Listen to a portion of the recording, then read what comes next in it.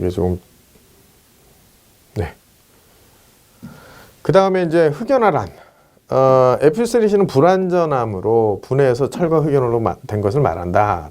그래서 흑연화에 해당하는 촉진제와 그 다음에 흑연화 방지제. 그러니까 촉진을 하는 원소들과 규소, 니켈, 티탄, 알루미늄, 그 다음에 몰리브덴, 황, 크롬, 바나듐, 망간은 이것을 진행을 하는 데 있어서 방지를 합니다. 흑연화를 촉진한다는 것은 주철의 성장을 얘기하는 겁니다. 자, 근데 여기에서 원소 중에 티탄은 소량을 넣게 되면 촉진을 하고요. 대량을 넣게 되면 방지를 해요. 조금 약간의 양면성을 갖고 있는 원소라고 볼 수 있죠. 자, 여기에서는 앞에서 설명은 안 했지만 마우로 조직도에 대한 얘기를 하고 있어요. 마우로 조직도.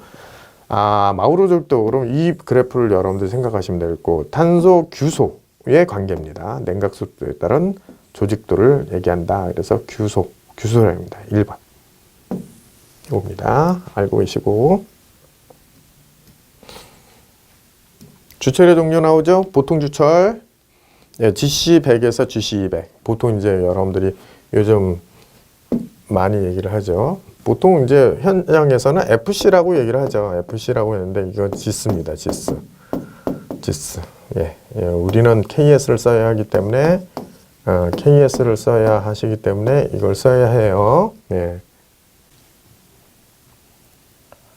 자, 보통 주철은 회주철의 대표적인 주철이라고 보시면 되겠어요. 회주철의 대표적인 주철이다. 회주철의 대표적인 주철로 인장 강도가 10에서 20 정도로 이해를 하시면 되겠고, 일반 기계 구조물, 몸체 등이 많이 사용한다. 그래서 보통 이거 GC200은 요게 인장 강도를 나타내는 거죠. 인장 강도. 네, 그래서 GC20이라고 표현을 하기도 하는데 킬로그램 포스로 하게 되면 이렇게 되죠. 자, 고급 주철 GC250에서 350 편상 흑연 주철 중에서 인장 강도가 25 이상이 되면 됩니다. 그러니까 보통 250 뉴턴이라고 보시면 되죠. 이상이 되는 주철로 최저 인장 강도예요. 이 최저 인장 강도에 해당하는 부분이라고 보시면 돼요. 자, 주철로 펄라이트로 주철이라고 해요. 펄라이트 주철. 예. 펄라이트 주철이라고 합니다. 예, 고강도 내마율성을 요구하는 기계 부품. 약간 비싸죠. 이거는 비쌉니다. 그 다음에 미아나이트 주철. 보통 기계 공작 주철이라고 얘기를 합니다. 보통 공작 기계만 나오면 이거는 보통 미아나이트 주철 이렇게 얘기하시면 되겠죠. 그래서 보통 일종의 접종을 한다는 것은 이제 이것 좀 첨가한다는 의미로도 좀 이해를 하시면 돼요. 어떤 처리하는 데 있어서. 그래서 주철을 바탕으로 해서 펄라이트이면서 흑연이 미세하게 분포되어 있어서 인장 강도가 약 35에서 45kg 붙습니다. 담금질이 가능해요. 담금질이. 예. 안 된다고 그랬는데 여기선 이 얘기가 나오죠. 내마물성이 요구되는 공작기계 안내면과 강도를 요하는 기관 실린더에 사용한다. 미아나이트 주철. 굉장히 중요합니다. 공작기계의 주철이다. 자, 그 다음 구상흑연 주철이 있어요. GCD. 덕타일 주철, 노듈러 주철이라고 얘기를 합니다. 덕타일, 노듈러. 자, 칼슘, 세륨입니다. 세륨, 마그네슘을 접종해서 합니다. 보통 이제 우리가 그 구상흑연 주철의 어떤 형태는 특수한 용선체를 해서 흑연을 구성한 겁니다. 일종의 여러분들 황소의 눈이라고 해서 이런 식으로 결정 구조에 해당하는 부분이 이렇게 황소의 눈이라고 해서 불수아이라고 그래요. 불수아이. 예, 불수아이라고 합니다. 자, 구상흑연 주철 GCD. 그 다음에 칠두주철. 지금 우리가 주철에 대해서 하고 있거든요. 칠두주철, 백주철로 합니다. 보통 망간을 주입해서 합니다. 보통 이제 우리 보통 주철에다가 금형에 주입하면 금형에 접촉된 부분이 빨리 경화가 되기 때문에 아무래도 차가우니까 빨리 경화가 되겠죠. 그래서 급냉되면서 이제 백주철이 된다. 이렇게 보시면 되겠어요. 냉경주철, 칠두주철 똑같은 얘기입니다. 자, 어디에 쓰이냐? 칠두주철은 기자박기나 분쇄기들 롤에 많이 쓰인다. 자, 비철금속 재료죠. 구리와 은은 전기 전도도가 높기 때문에 전기적 특성이 우수하고 전기공업에서 가장 중요한 금속으로 내익성 및 가공성이 좋아서 판재, 봉제, 선재 등의 파이프 가공에 널리 사용된다. 구리와 구화금입니다. 자, 여기 보시면 구리의 성질을 잠깐 얘기를 해볼게요. 비중 8.96. 예, 요거는 좀 여러분들이 상식적으로 좀 알고 계셔야 되겠어요. 용융점 1083도. 전기 및 열전도율이 높다. 공기 중에는 내식성이 우수하다. 이게 절연성이 좋죠. 우리가 보통 그 가공이 좋다. 유연하고, 우연이 아니라 유연하고, 유연하고 절연성이 좋으며 가공이 용이하다. 자, 여기 보시면은 그 황동을 볼까요? 황동은 구리와 아연의 합금입니다. 합금. 보통 아연이 40%에서 강도가 최고가 되고 아연이 30%에서 전연성이 최고가 됩니다. 잘 변형이 일어난다는 거죠. 그래서 보통 30% 내외의 것을 아연이 30% 내외의 것을 알파 고용체의 것을 73황동이라고 그러고 그 다음에 아연이 40% 내외의 알파와 베타 고용체라고 해서 이거를 64황동이라고 합니다. 64황동, 뭐 문주메탈이라고 그러죠. 이게. 예, 문주메탈이라고 얘기를 해요. 문주메탈. 자, 물리적 성질을 보면은 보통 우리가 최대값입니다. 예, 아연이 50%에서는 최대값이 돼요. 34%까지는 낮아지게 되지만, 물리적 성질은 그렇고, 기억 성질은 연신율이 아연의 30에서 최대이고,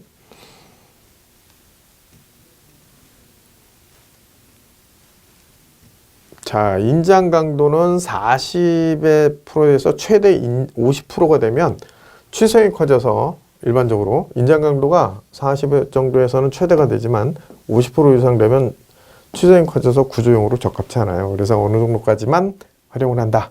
자연균열. 자, 이게 이제 여러분들 황동에서 많이 이제 대두되는 얘기인데 냉각 가공한 파이프를 봉제나 등의 보관 중에 자연균열이 생겨요. 자연균열. 이걸 우리가 자연균열이라고 하는데 일반적으로 제작을 해서 봉이나 이런 걸 놔두면 자연균열이 생기죠. 그래서 보통 이런 것을 이제 막기 위해서 도금을 한다든가 아니면 어떤 다른 처리를 한다든가 열처리를 한다든가 이런 걸 합니다. 그 다음에 탈아연 현상이 있어요. 아연이 빠져나간다는 뜻이죠. 황동은 대기 중에 내익성이 강하지만 바닷물에는 침식돼요. 침식. 우리가 아연이 빠져나가는 현상이 생기기 때문에 그러니까 황동은 바닷물에 쓸 수가 없죠. 예, 없다라고 봐야 돼요. 자연균열 방지책이 아닌 것. 자, 이거는 아닌 거니까 뭐 수고는 왜 나왔는지 모르겠어요. 일단 황동에 자연균열이 발생되는 걸 방지하는 겁니다. 아연 도금을 한다든가 도료를 칠한다든가 저온 분림을 하면은 어느 정도까지는 자연균열을 방지할 수 있습니다. 그래서 이것도 여러분들이 구분을 해서 알고 계시면 되겠습니다. 저온 분림을 해서 내분력을 제거한다. 이렇게 알고 계시면 되겠고. 자, 73황동을 한번 볼까요? 73황동은 64황동 톰백. 이거는 반드시 외우라 그랬죠? 톰백입니다. 톰백. 여기 지금 구분을 하기 위해서 하는 건데 같이 써놔서 상온에서 전성이 있기 때문에 상온에서 전성이라는 것은 펴지는 성질이죠. 아변드로잉의 가공을 할 수 있고요. 판재, 봉제, 관제로 쓸 수 있고 연신율이 최대이다. 열관 가공이 곤란하다. 열관 가공이 한마디로 말해서 열을 가해서 가공하는 걸 얘기하죠. 제결정 온도 이하에서만 한다는 얘기라고 알고 계시면 되겠고 64황동은 500에서 600도씨까지 가열하면 연성이 회복돼서 열관 가공이 적합해요. 일반적으로 64황동 같은 경우는 상온에서 가공을 하지 않는다는 뜻이죠. 인장 강도가 최대다. 40% 내외에 요거를 문주메탈을 내는다. 앞에서 말씀드렸죠. 자, 황동의 합금원소 말씀 안 드려도 되죠? 예. 청동은 따로 구분을 하겠지만 황동은 여기까지 보시면 되겠고 여기 더 있네요. 톰백이라는 것이 있죠. 아연이 50에서 20% 황동 강도는 낮지만 금색에 가까워서 모조금이라고 해요. 모조금, 톰백 기억하십시오. 모조금. 그 다음에 니켈 황동. 우리가 양백이라고 하는데 양은이라는 거 아마 많이 들어보셨을 거예요. 7,3황동에 니켈을 첨가해서 일종의 기적 성질도 좋고 내시성이 우수하고 정밀 저항기에 많이 사용을 해요. 일명 양백이나 양은이라 한다. 자, 그 다음에 연황동이라고 그러는데 이걸 이제 납을 넣게 되면 경도와 연신율이 감소되지만 절삭성을 좋게 해요. 그래서 쾌삭황동, 납황동 이렇게 얘기합니다. 대량 생산하는 부품에 많이 사용을 합니다. 자, 강도가 필요 없는 곳에 많이 사용합니다. 일반적으로 아주 자잘한 그 부품들에 쓰이죠. 주성황동이 있습니다. 이거 반드시 외우라고 했는데 왜 그럴까요? 자, 요거는 황동의 내식성 개선을 위해서 1% 주석을 넣어요. 그래서 보통 7,3황동에 1%를 넣으면 애드미럴티라고 그러고요. 그 다음에 콘덴서 튜브에 많이 이용을 하고요. 6,4황동은 지금 저기 해결을 할 게 1% 주석을 넣게 되면 네이벌 황동이라고 합니다. 내식성이 좋기 때문에 선박기기에 쓰인다. 그리고 황동을 바닷물에 쓰이지 않는다 그러는데 이건 선박기기에 많이 활용을 한다는 거죠. 네. 그 다음 합격 충전소에 보시면은 주석 황동, 요거는 아까 내가 말씀드린 건 네이벌 황동, 요거 알고 계시면 되겠고, 델타 메탈이 있어요. 델타 메탈. 요거는 6,4황동을 가지고 이용을 합니다. 6,4황동. 어느 곳이 7,3황동과 6,4황동인지 구분을 하실 필요가 있어요. 철을 1에서 2% 자, 첨가해서 강도가 크고 내식성이 좋아지고 광산기계나 선박용 기계에 많이 사용된다. 화학용 기계에도. 그래서 철이 2% 이상 되면 내식성이 커진다. 이렇게 보시면 되겠어요. 보통 그래서 우리가 명칭은 델타 메탈, 철황동 이렇게 알고 계시면 되겠습니다. 강력황동이 있죠. 6,4황동에 망간이나 알미늄, 철, 니켈, 주석 등을 첨가해서 주조와 가공성을 향상시키는 열관 단련성이 있는 강의성이 뛰어난 것을 우리가 강력황동이라고 해요. 강력황동. 그 다음에 청동이 있죠. 구리와 주석. 일단 청동에 대해서는 주조성. 그 다음에 주석이 많을수록 경도가 증가하죠. 그 다음에 연신율은 4%에서 최대 이상 급격히 감소를 합니다. 연신율은 감소한다는 얘기죠. 황동보다 주조성이 우수해요. 주조용 합금으로 많이 쓰이고요. 내모물성이 아주 크고 강도가 큽니다. 그래서 여러분들 청동으로 만든 청동의 주조물을 우리가 흔히 볼 수 있는 것이 동상이죠. 동상에 대한 구조물을 여러분들이 보실 수가 있는데, 첫 번째 청동의 종류에서 청동 합금의 종류에는 포금이라는 것이 있습니다.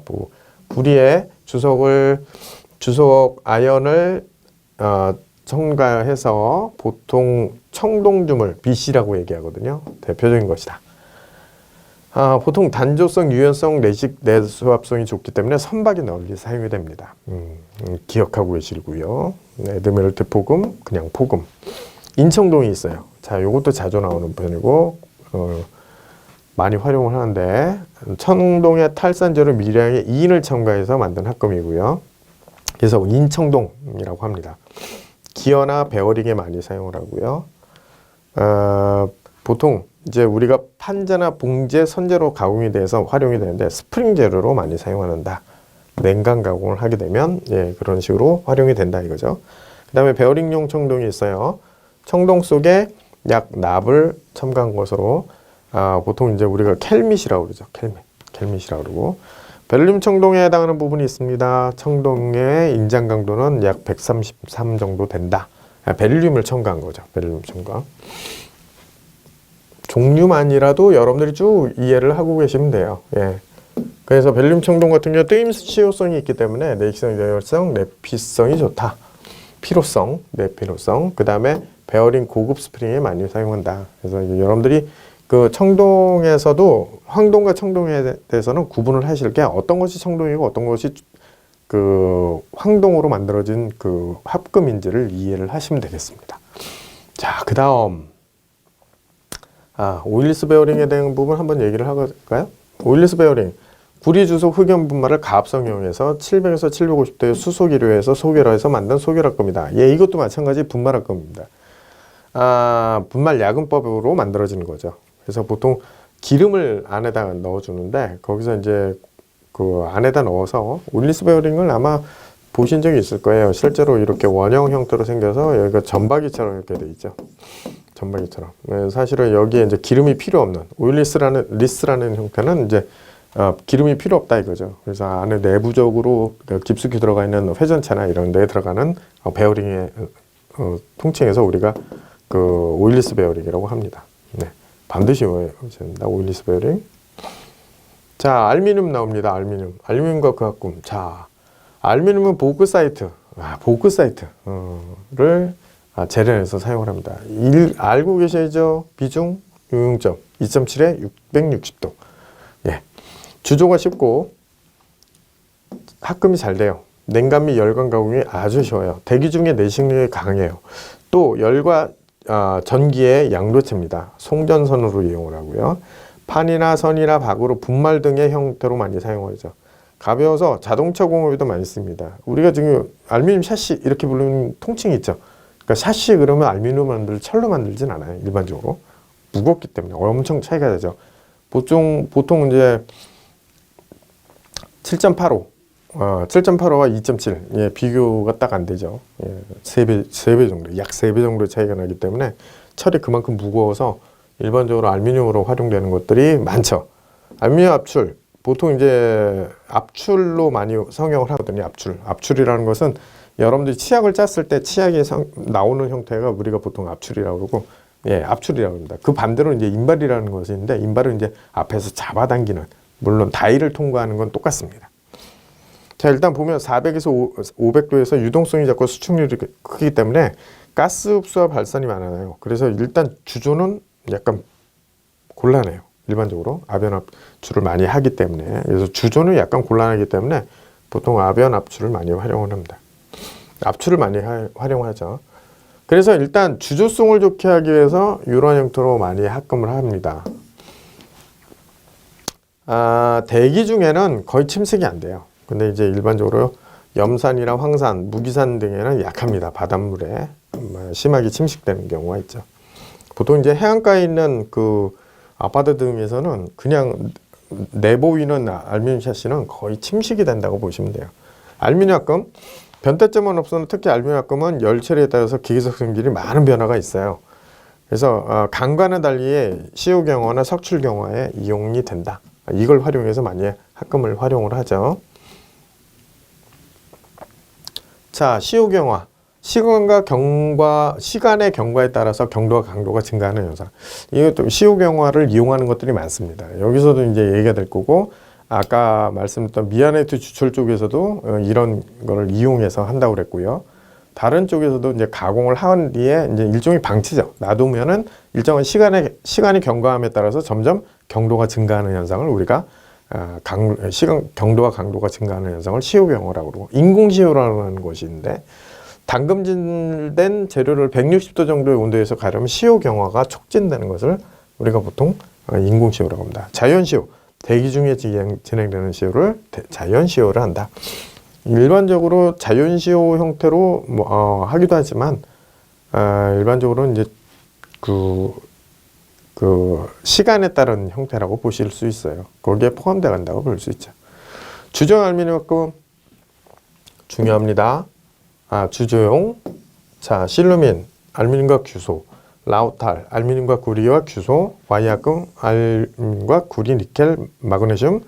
그 다음에 그 하이드로날륨, 마그네슘과 알루미늄, 로우엑스는 알루미늄, 규소, 니켈, 마그네슘 외우셔야 됩니다. 예, 그래서 보통 이제 알규, 그 다음에 알구규, 그 다음에 알구니마, 그 다음에 알마, 그 다음에 알규니마 이런 식으로 해서 알고 계셔야 되고, 특징은 알고 계셔야죠. 그래서 보통은 주조성이 좋고, 일단 여기에서는 실루민 같은 경우는 알루미늄 중에서 열팽장 수가 가장 적다라는 것만 알고 계시고, 라우탈은 절삭성을 좋게 했다. 그 절삭성이라고 보시면 되고, 그 다음에 Y합금 같은 경우는 일단 이렇게 알고 계시면 되겠어요. 고온 강도가 크기 때문에 내용기간 이렇게 되면 Y합금. 그 다음에 하이드로날륨, 내식성에 많이 활용을 하죠. 내식성. 그 다음에 로우 X, 이거는 고온강도가 크기 때문에 역시 마찬가지 피스톤이나 피스톤 재료를 많이 사용한다. 일단 내연기관의 실린더 이렇게 나오면 Y약금이지만 고온강도가 크다라는 형태로 나오면서 내마물성을 요구한다. 그러면 로우 X라고 보시면 되겠습니다. 이 두 가지가 지금 비슷하죠. 물어보는 경우는 Y약금을 물어보는 경우가 많고, 종류에 대해서 얘기를 할 때는 전체적으로 다 알고 계셔야지만 여러분들이 문제를 해결하실 수가 있을 겁니다. 밑에 보시면 계량 처리한다고 그러죠. 예, 요거는 이제 규소 결정을 계량 처리해서 보통 이제 우리가 규소의 결정을 미사하기 위해서 주조 시에 금속 나트륨을 첨가하죠. 그래서 나트륨은 규소의 계량을 위해서, 그러니까 다시 말해서 미세화하기 위해서 한다 라고 알고 계시면 되겠고, 자, 가공용 알루미늄 합금이 있습니다. 가공용 알루미늄 합금은 우리가 보통 두랄루민을 대표적으로 이해를 하시면 돼요. 두랄루민, 알구마망. 예. 그래서 보통 항공기나 자동차 등이 많이 씁니다. 보통 이것이 우리가 시호 경화가 발생되는 것이 이겁니다. 그래서 시호 경화가 있고 비중이 강의 3분의 1이기 때문에 항공기, 여러분들 항공기를 보시면 두랄루민으로 만들 수 있죠. 초두랄루민이라는 것이 있어요. 이게 마그네슘이 좀 첨가돼서 두랄루민보다는 단조 강성은 떨어지면 두둥겨서 만드는 거죠. 구조제나 리벳 등에서 많이 사용을 하고, 그 다음에 초두랄루민 같은 경우는 응력부식 균열을 방지한 합금이다. 이렇게 보시면 돼요. 초강 두랄루민. 여기서 이제 크롬과 아연이 들어갔죠. 네, 아연. 알클레드라는 것이 있는데, 이거는 이제 보통 이제 알루미늄 합금에다가 내시성을 합금을 접착시킨 겁니다. 알클레드. 일단 참고적으로 알고 계시면 되겠고, 잊지 마셔야 될 건 주조용 알루미늄 합금과 가공용 알루미늄 합금에 대해서 알고 계셔야 됩니다. 가공용 알루미늄 합금. 그 다음에 내시성 알루미늄 합금, 알루미늄 마그네슘계, 망간계, 알루미늄 규소계, 마그네슘 규소계. 그래서 하이드로나리움, 알민, 알데이 이렇게 알고 계시면 되겠어요. 자, 다음 중 내시성 알루미늄 합금이 아닌 것, 예, 나오죠? 예, 라우탈. 예, 요거 이렇게 물어볼 수 있죠. 그래서 요거 기억하시고, 제가 볼 때는 저기 주조용 알루미늄 합금 종류를 알고 계시면 좋겠습니다. 함유 금속하고. 자, 그 다음 시호 경화 처리한 대표적인 알루미늄 합금 나오죠? 예, 시호 경화. 그러면 두랄루민입니다. 예, 가공 후에 더 단단해지고 강도와 경도가 증가되는 현상을 우리가 시호 경화라고 그러죠.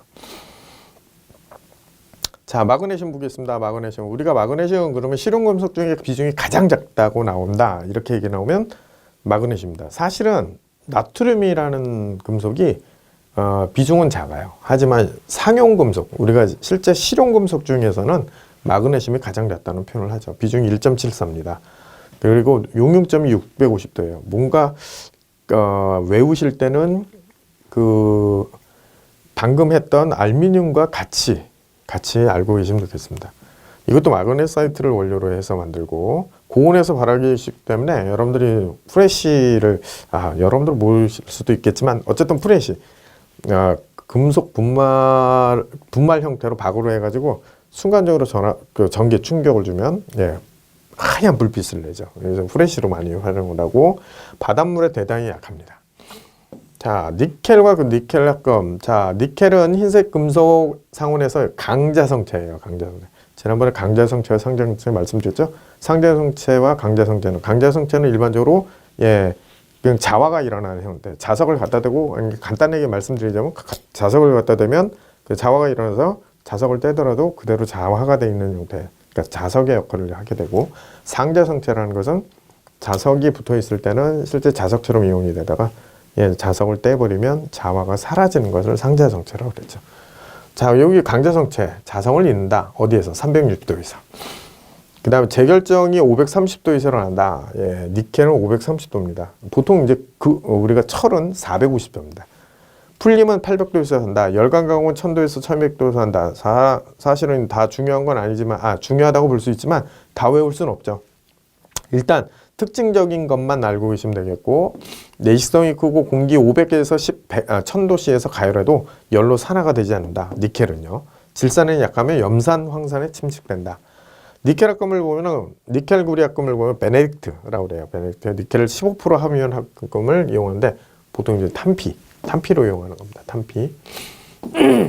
그 다음에 큐프로니켈이라고 해서 보통 내수성이 우수하기 때문에 화폐나 급수가 열리에 씁니다. 여러분들 니켈 우리 니켈로 만든 것이 동전을 보시면 큐프로니켈이라고 보시면 되겠고, 요 근처에 해당하는 금속이라고 보시면 되고, 콘스탄탄이 있습니다. 콘스탄탄. 전기저항선의 열전상이라는 것은 일반적으로 고온 온도를 측정할 때 쓰이는 어떤 재료를 많이 사용을 하거든요. 저항선 기억하시면 되겠고, 구리에 니켈 40에서 50% 함유하는 합금으로 통신기, 전열기 등 전기저항 재료로 사용되는 것, 예, 콘스탄탄, 네, 기억하시면 되겠고, 모넬메탈이 있어요. 이것도 자주 나오긴 하는데, 니켈이 65에서 70%, 꽤 많죠. 네, 내열 내식성이 우수하다. 화학기계 부품에 많이 사용합니다. 화학공업에 활용이 된다 그러면 이제 모넬메탈을 생각하시면 됩니다. 자, 6번 한번 보실 텐데, 구리에 니켈을 40에서 50% 함유되는 합금이고 전기저항 재료로 쓰인다. 그러면 콘스탄탄. 예, 또 나왔죠. 예, 모넬메탈과 비교해서 알고 계시면 되겠습니다.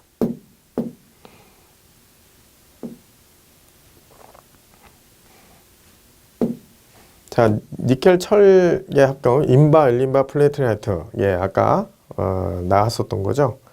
마찬가지 니켈, 크롬겐, 인코넬, 알루멜, 크로멜. 요거는 이제 열전상으로 쓰인다라는 걸 기억하시고요. 열전대, 백금, 크로멜, 그 다음에 철, 구리계 해당하는 부분을 열전대선이라고 얘기하는데, 요거 좀 알고 계셨으면 합니다.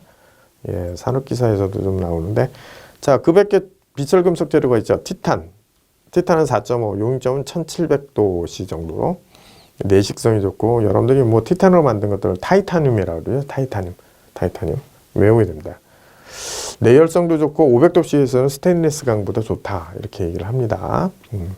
아연이 있어요. 7.1에 용점은 419도. 그래서 아연 도금 많이 들어보셨죠? 보통 이제 아연 도금을 해서 철판, 철강제, 철기 및 도금에 많이 활용을 한다.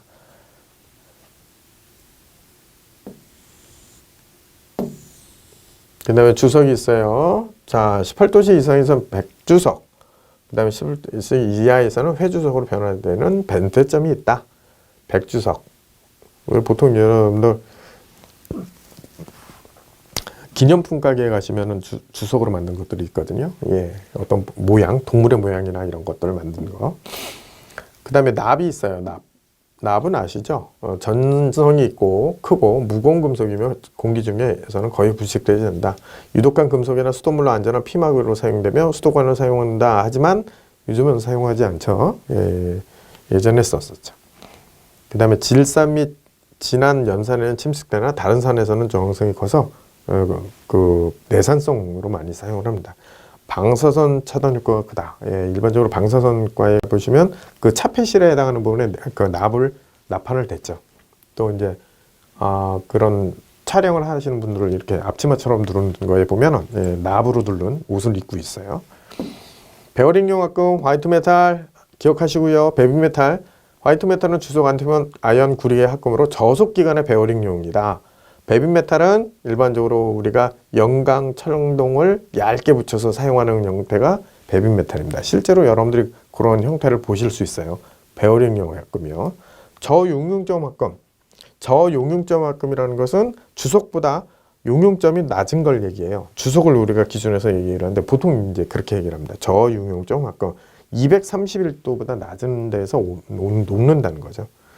비스무드. 납 주석에 3원 합금을 사용하고요. 비스무드 납 주석에 카드뮴 4원 합금으로도 많이 활용합니다. 저용융점 합금. 예, 활용이 되겠죠. 예. 그 밖에 비철금속 재료는 요거는 아까 얘기된 거고. 자, 단원별 출제 예상 문제를 뭐 보시게 되면 대충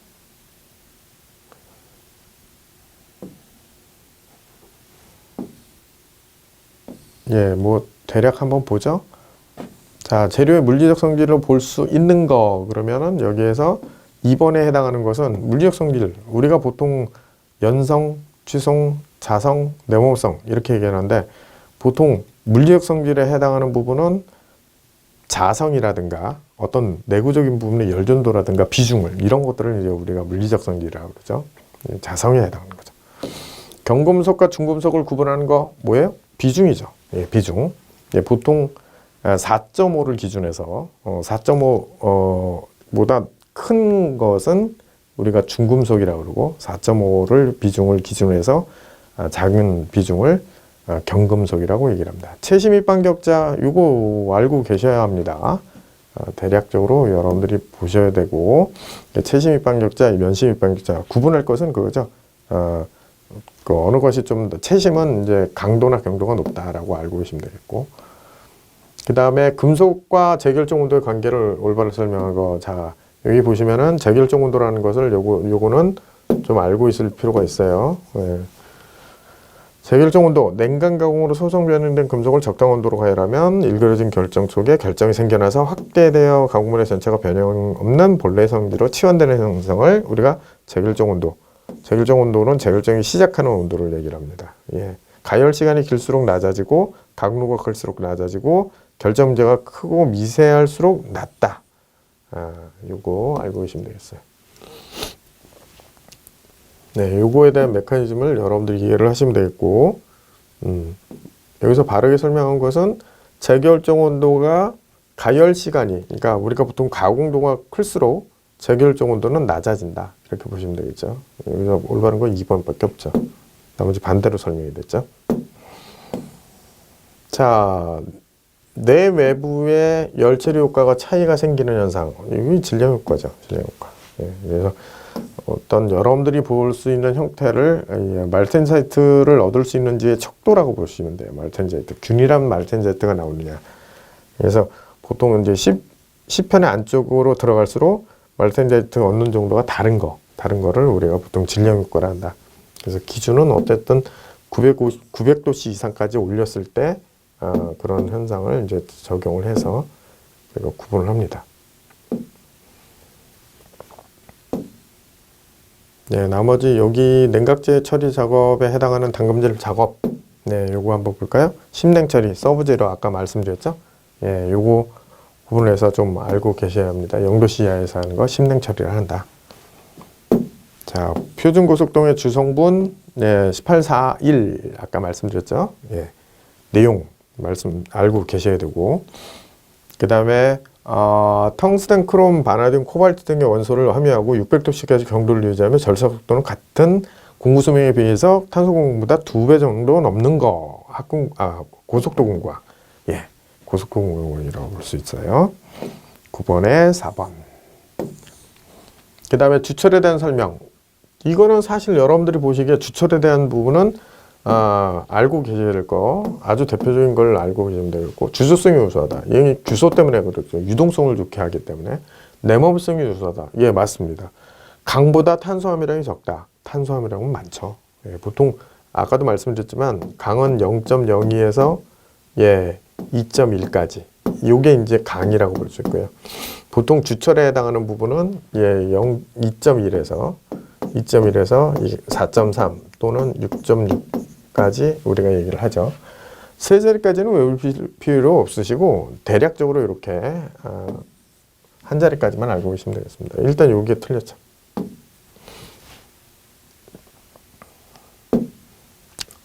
인장 강도보다 압축 강도가 크다. 이건 주철의 비교입니다. 이게 주철 자체에서 비교했을 때요. 강하고 비교하면 안 됩니다. 자, 알고 계시고 구리에 관한 다음 사항 중 틀린 거 비중이 1.7이다. 틀렸네요. 바로 2.7이죠. 2.7. 1.7은 1.74. 예, 아까 마그네슘 얘기하는 거죠. 아닙니다. 아유, 죄송합니다. 8.96이죠. 8.96. 제가 지금 잠깐 착각했어요.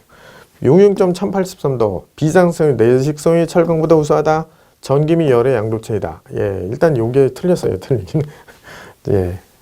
자, 빨리 하려고 하다 보니까 주조용 알루미늄 합금이 아닌가. 자, 주조용 가공용 알고 계셔야 돼요. 두랄루민은 일단 가공용이라고 볼 수 있죠. 네. 그래서 요 종류 꼭 알고 계셔야 합니다. 예, 굉장히 필요합니다. 이거 여러분들 문제에서도 많이 나오고.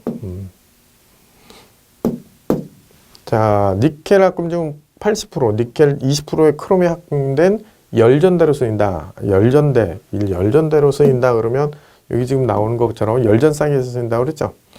보통 80에서 20% 상당히 많이 들어갔죠. 인코넬이에요, 인코넬. 이게 이제 문제가 상당히 어렵다고 볼 수 있죠. 이렇게 나오면. 그러니까 이제 함유 금속 중 니켈이 80%까지 들어갔다는 건 인코넬밖에 없죠. 비철 금속 가장 가벼운 금속 아까 말씀드렸죠. 마그네슘. 예, 1.74 이렇게 보시면 되겠습니다.